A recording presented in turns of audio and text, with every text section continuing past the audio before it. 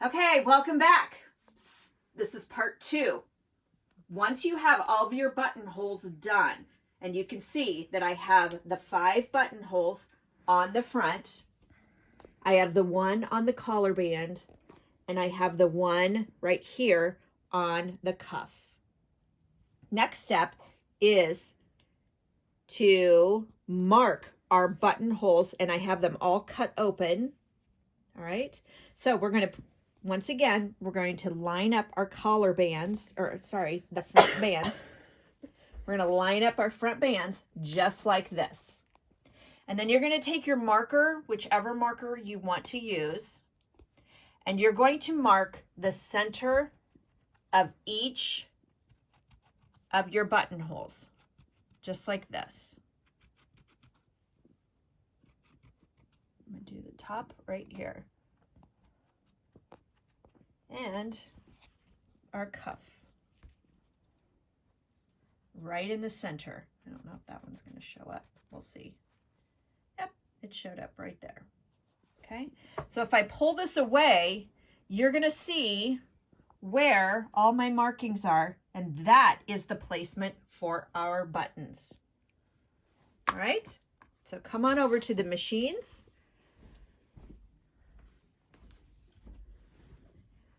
All right, so now what I'm going to do is I'm going to show you how to sew on a button with your sewing machine.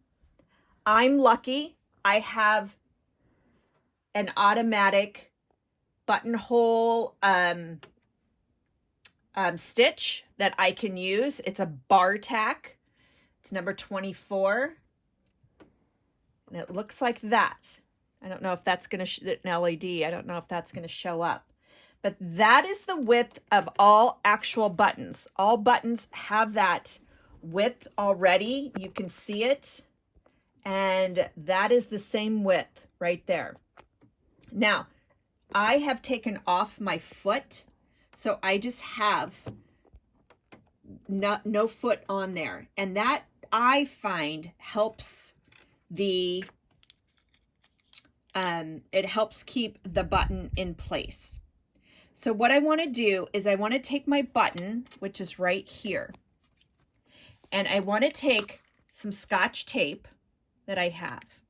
And what I do is I take a piece of the Scotch tape and I put that right over the button like that. Can you see that? And I'm going to do this on a sample first, and I want you to do it on a sample as well, just to make sure that you grasp the concept of sewing on the button. I'm going to put it on a piece of scrap. And what's going to happen is you can see that this needle right here is on the zigzag. It's going to be at a zig and a zag. It's going to be on the zig side first, and then it's going to go over and zag. And it's going to bar tack in the same place like this. Okay? So I am going to drop my needle down on this side first, and then I have to put my foot down. And you want to use the hand wheel. You can see that my needle went over to the zag part. So it went zig, and then it's going to go zag. And I'm going to put my needle down in this one just to make sure that it's going to cover that one. And then I'm going to do it on this side and make sure that it covers it. Once I cover it 3 times, hold on to your button, go slow, and you can see that your machine is going to sew on the button for you. Okay, like that. And then you just cut it.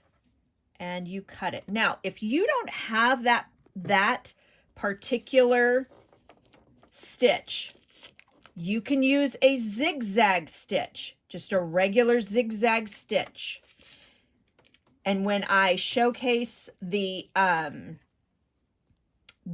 gray Singer sewing machines, I'm going to cover that in the next video. I will show you how to do it on one of those machines. if you don't have that particular one. If you want to bypass this altogether and you don't feel comfortable sewing on your buttons, sew them on by hand. Sew all your buttons on by hand. All right, so right now I want to sew on my buttons to our shirt. So I am going to take my button. I'm going to take the piece of tape that I just had, because you can reuse it. I'm going to line it, the bottoms, I'm going to line up my dot where the holes are of the tape or of the button and stick that on there like that.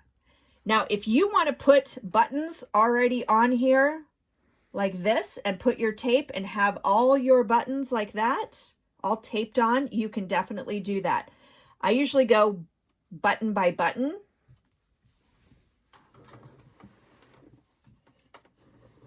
So once again, I'm going to use my hand wheel and I'm going to put my needle down and I'm going to put my foot down and I'm going to hand crank it in 3 times.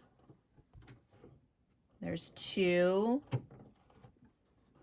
and there's 3. And so I'm comfortable doing this.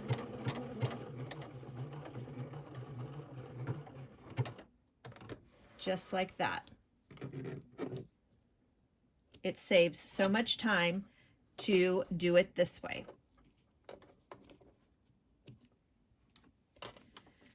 Most machines will have a feature like this. Once again, I'm going to cover in the next video if your machine does not have this function.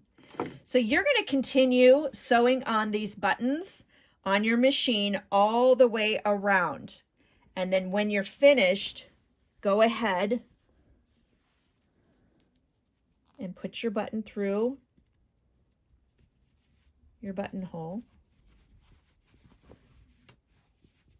like that. All right, all the way up your shirt. Okay, once you have all the buttons.